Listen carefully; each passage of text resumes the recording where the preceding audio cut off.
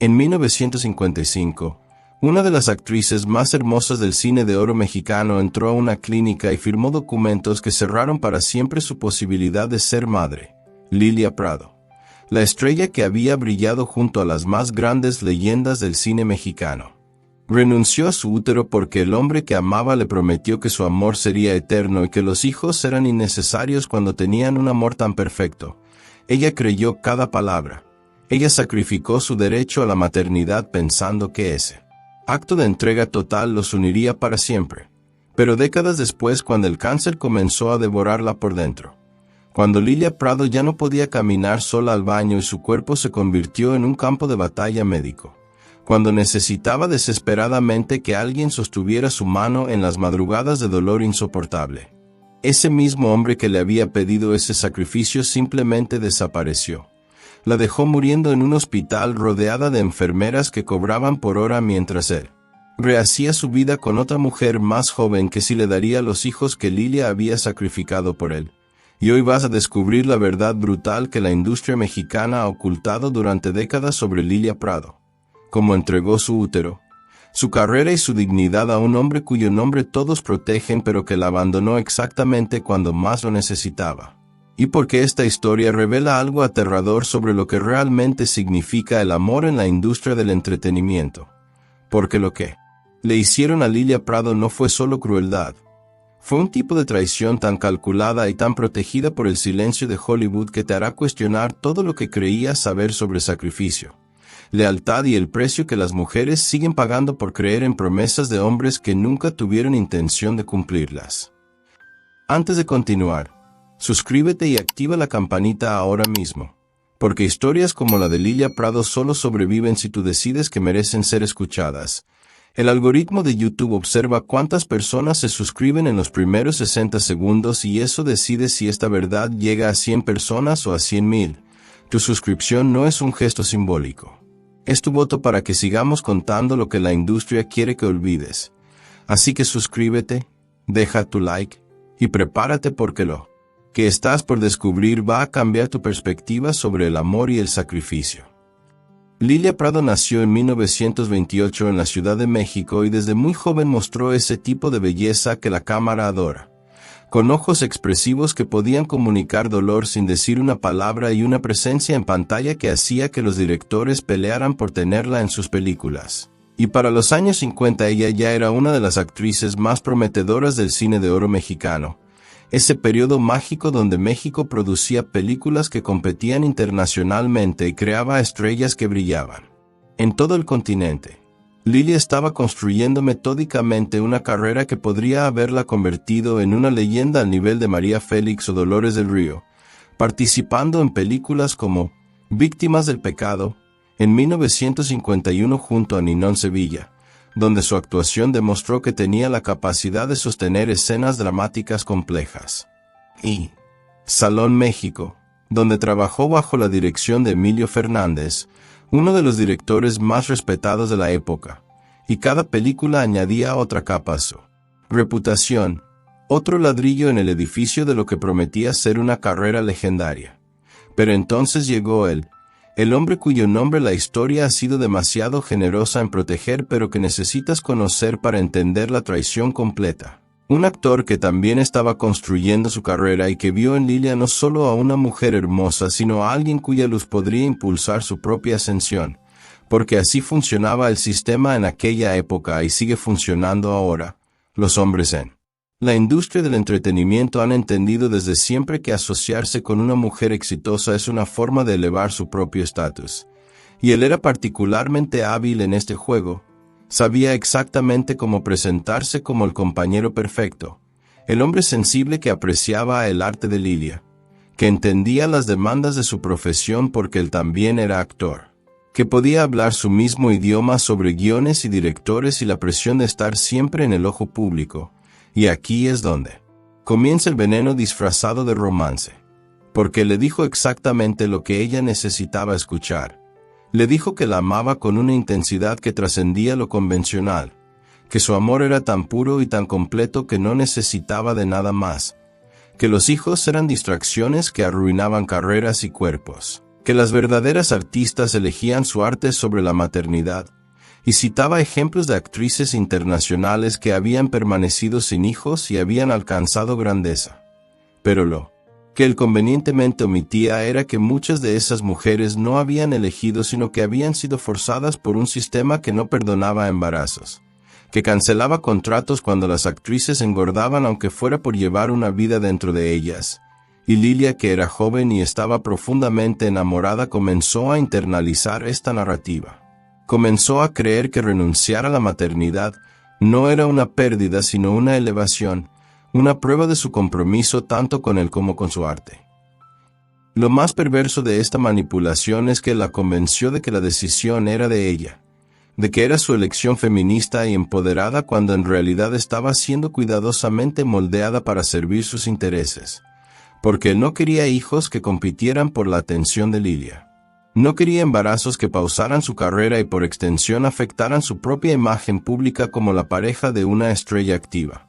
No quería las responsabilidades financieras y emocionales que vienen con la paternidad. Pero en lugar de ser honesto sobre estos motivos egoístas, se los disfrazó de filosofía artística, de un compromiso superior con la creatividad. Entonces, lentamente, conversación tras conversación, él fue cerrando la puerta de la maternidad en la mente de Lilia hasta que finalmente ella tomó la decisión que cambiaría su vida para siempre. Ella se sometió a un procedimiento médico que garantizaba que nunca podría tener hijos, y hay que entender lo que esto significaba en el México de los años 50, donde la maternidad no era solo una opción personal sino una expectativa social fundamental, donde las mujeres sin hijos eran vistas con lástima o sospecha, donde la identidad femenina estaba inextricablemente ligada a la capacidad de dar vida, donde las familias preguntaban constantemente cuándo llegarían los bebés y la ausencia de ellos era considerada una tragedia o peor aún un fracaso. Y Lilia conscientemente renunció a todo eso porque creyó en una promesa. Creyó que su sacrificio sería honrado, que su amor sería correspondido con la misma intensidad, que él estaría a su lado para siempre, precisamente porque ella había dado tanto. Porque cuando alguien renuncia a algo tan fundamental como la posibilidad de crear vida por ti, eso debería significar algo, eso debería ser sagrado, eso debería crear un vínculo inquebrantable, o al menos eso es lo que Lilia creyó. Los años pasaron y la carrera de Lilia continuó. Ella siguió haciendo películas a lo largo de los años 50 y 60, trabajando en producciones como Una mujer decente, La edad de la violencia, acumulando créditos cinematográficos que deberían haber consolidado su lugar en la historia del cine mexicano. Pero algo había cambiado en ella. Había una melancolía en sus actuaciones que no estaba ahí antes, como si el peso de su decisión estuviera filtrándose en cada personaje que interpretaba. Y las personas cercanas a ella comenzaron a notar cosas. Notaron que cuando visitaba a amigas con bebés había una tristeza en sus ojos que ninguna sonrisa podía disimular. Había momentos donde sostenía a los hijos de otras mujeres y algo en su postura revelaba un anhelo que ella misma probablemente no quería admitir, porque admitirlo significaría enfrentar que quizás había cometido un error irreversible, que quizás había sacrificado algo fundamental de sí misma por una promesa que estaba comenzando a revelarse como hueca. Y hay testimonios de personas que trabajaron con ella en esa época que recuerdan cómo Lilia a veces se quedaba observando a las extras que traían a sus hijos pequeños al set, cómo se ofrecía a cuidarlos durante los descansos, cómo parecía encontrar una paz momentánea en esos minutos robados de maternidad prestada. Pero luego volvía a su vida donde no había niños esperándola, donde su casa permanecía silenciosa y ordenada de la manera en que solo pueden estar las casas sin la hermosa caos de la infancia. Y mientras Lilia lidiaba con estos demonios internos, él seguía construyendo su carrera, seguía siendo el hombre encantador en público, el actor respetado, la mitad de una pareja glamorosa que aparecía en las portadas de las revistas de espectáculos como Cinema Reporter, Cine Mundial, donde posaban juntos luciendo perfectos, luciendo enamorados, luciendo como si hubieran encontrado exactamente lo que buscaban en la vida, pero en privado.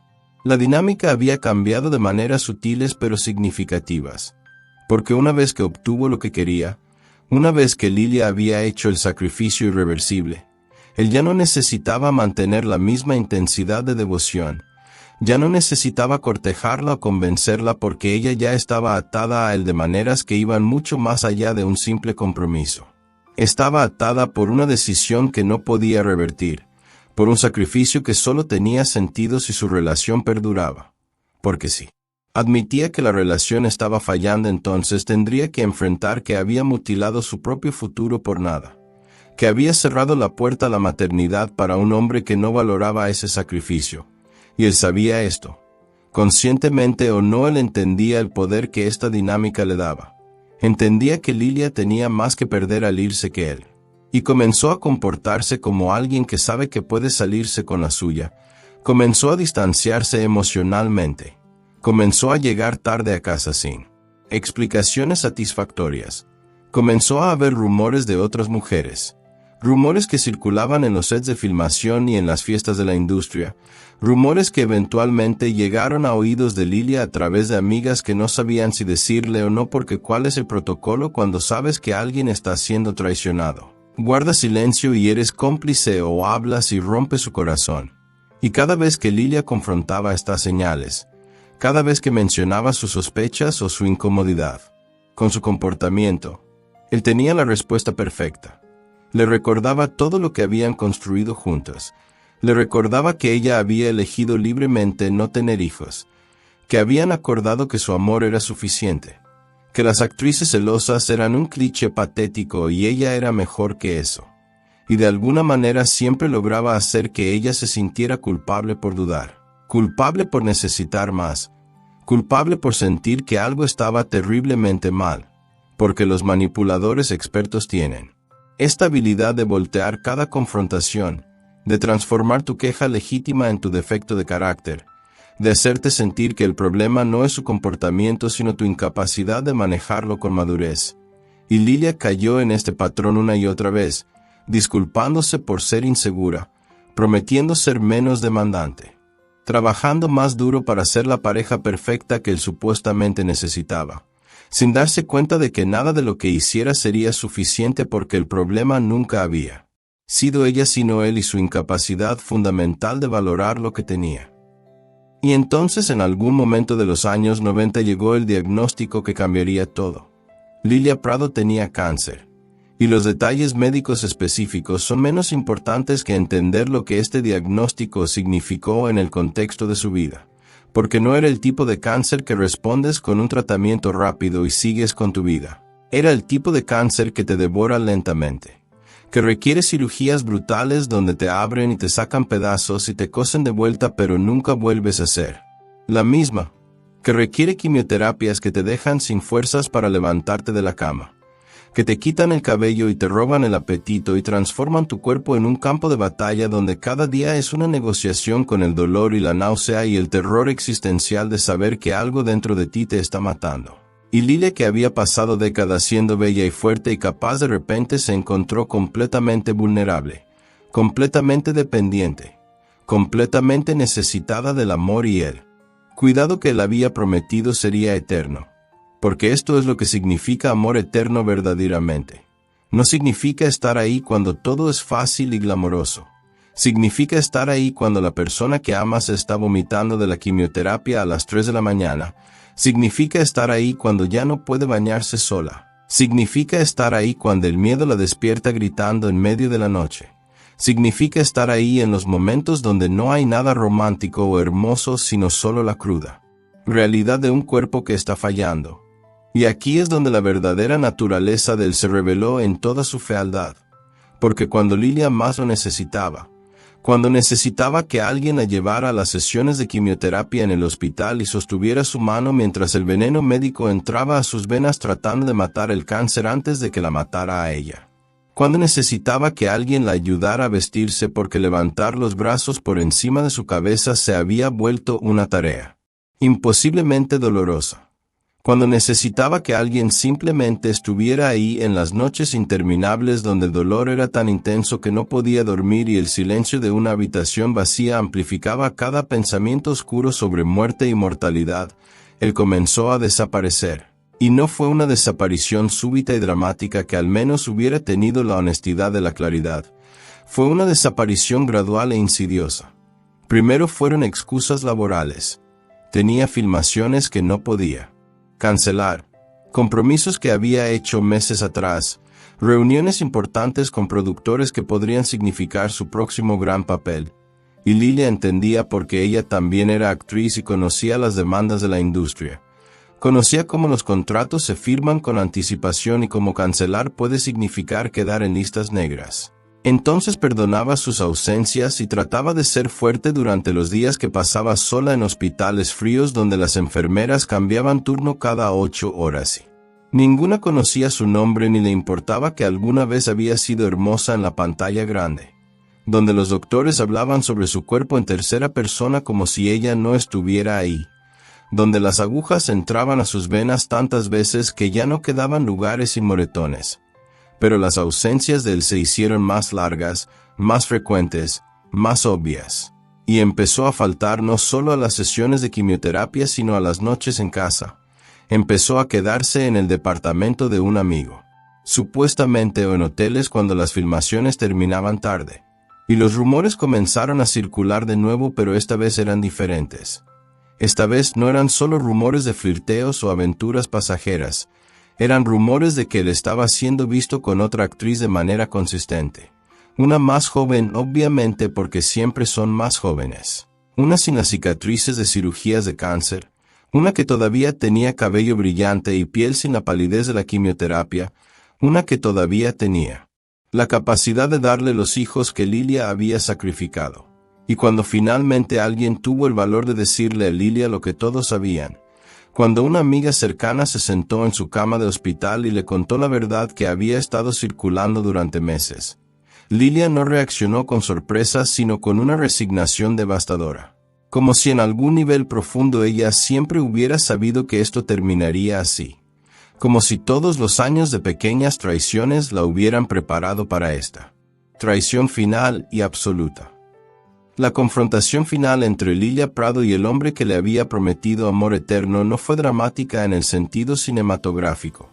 No hubo gritos, ni platos rotos, ni escenas de telenovela. Fue algo mucho más triste y más cruel en su banalidad. Porque cuando Lilia finalmente lo confrontó con las verdades que todos conocían menos ella, porque todos habían tenido la decencia de mentirle para protegerla. Cuando ella reunió la fuerza que le quedaba después de otra sesión brutal de quimioterapia para preguntarle directamente si era verdad que estaba con otra mujer, él no negó nada. No intentó proteger sus sentimientos ni suavizar el golpe. Simplemente le dijo con una frialdad que todavía es difícil de comprender que no podía seguir así, que verla enferma era demasiado difícil para él, que necesitaba continuar con su vida. Y hay que detenerse aquí para apreciar la crueldad absoluta de esta declaración. Este hombre que había convencido a Lilia de renunciar a la maternidad con él. Argumento de que su amor era eterno y suficiente, ahora le estaba diciendo que ese amor tenía fecha de vencimiento. Que ese amor dependía de que ella fuera joven y saludable y útil para su imagen. Que cuando ella se convirtió en alguien que necesitaba cuidado en lugar de alguien que proporcionaba compañía glamorosa, él simplemente no tenía espacio para ella en su vida.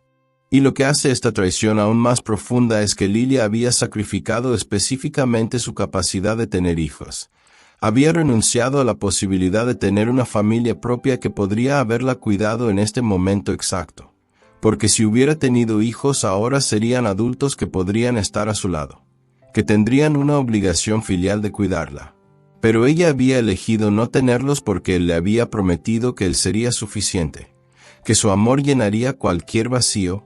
Y ahora se encontraba sola en un hospital sin el esposo que había prometido estar ahí para siempre y sin los hijos que nunca nacieron, completamente despojada de las dos formas principales de apoyo familiar que la mayoría de las personas tienen cuando enfrentan enfermedades terminales. Y él se fue. Simplemente empacó sus cosas y se fue a vivir con la mujer más joven. Y unos meses después circularon fotografías de ellos en eventos públicos luciendo felices, luciendo enamorados de la manera en que él una vez lució con Lilia, y el mensaje era claro. Ella era reemplazable. Su sacrificio no había significado nada. Las promesas que él había hecho valían menos que nada. Y Lilia tuvo que procesar todo esto mientras seguía luchando contra el cáncer. Mientras su cuerpo ya debilitado ahora tenía que lidiar también con el trauma emocional del abandono. Con la humillación pública de ser dejada de esta manera. Con el conocimiento de que toda la industria estaba hablando de ella, sintiendo lástima por ella, diciendo cosas como, pobre Lilia, en susurros en las fiestas mientras él paseaba con su nueva pareja como si nada hubiera pasado. Lilia Prado pasó los últimos años de su vida en una soledad que es difícil de imaginar completamente. Porque no era solo la soledad física de estar sola en una habitación, era la soledad existencial de saber que las decisiones más importantes de tu vida fueron basadas en mentiras, que el sacrificio que definió tu existencia no fue valorado ni honrado, que las promesas en las que construiste tu futuro eran tan frágiles como humo, y ella sobrevivió al cáncer inicialmente. Los tratamientos funcionaron lo suficiente para darle unos años más, pero esos años no fueron los años dorados que merecía. No fueron años de celebración y gratitud por haber superado la muerte, fueron años de procesamiento de pérdida tras pérdida, la pérdida de su salud, la pérdida de su pareja, la pérdida de su ilusión sobre lo que había sido su vida. Y lo más trágico es que ella no tenía los sistemas de apoyo que la mayoría de las personas tienen para procesar este tipo de trauma. No tenía hijos que la visitaran los fines de semana. No tenía nietos que le trajeran alegría. No tenía una familia extendida que se reuniera alrededor de ella. Tenía amigos de la industria que la visitaban ocasionalmente movidos por lástima o por un sentido de deber. Pero no era lo mismo. Nunca podría ser lo mismo que tener personas que estuvieran ahí porque te aman incondicionalmente. No porque alguna vez trabajaron contigo o porque sienten que es lo correcto. Y hay reportes de personas que la visitaron en esa época que hablan de cómo Lilia había cambiado. Como la mujer que una vez había sido vibrante y llena de vida ahora parecía apagada. Como hablaba con una amargura que antes no estaba ahí. Como a veces en medio de conversaciones normales hacía comentarios sobre el arrepentimiento, sobre las decisiones que no puedes deshacer, sobre los precios que pagas por creer en las personas equivocadas. Y lo que hace su historia todavía más dolorosa es que ella siguió protegiéndolo incluso después de todo. En las pocas entrevistas que dio en sus últimos años, nunca lo nombró directamente. Nunca lo expuso públicamente de la manera que él merecía ser expuesto. Nunca contó su historia completa con todos los detalles devastadores que la hubieran vindicado ante el público. Y las razones para este silencio son complejas. Quizás era el último resto de dignidad que le quedaba. Quizás no quería ser vista como una mujer amargada aunque tenía todo el derecho de estar amargada. Quizás todavía había una parte de ella que lo amaba a pesar de todo y no podía traicionarlo de la manera en que él la había traicionado. O quizás simplemente estaba demasiado cansada, demasiado rota para pelear esa batalla. Porque a veces el trauma te quita la energía incluso para la venganza justificada. Y Lilia Prado murió en 2006 a los 78 años. Y los obituarios la recordaron como una actriz talentosa del cine de oro mexicano.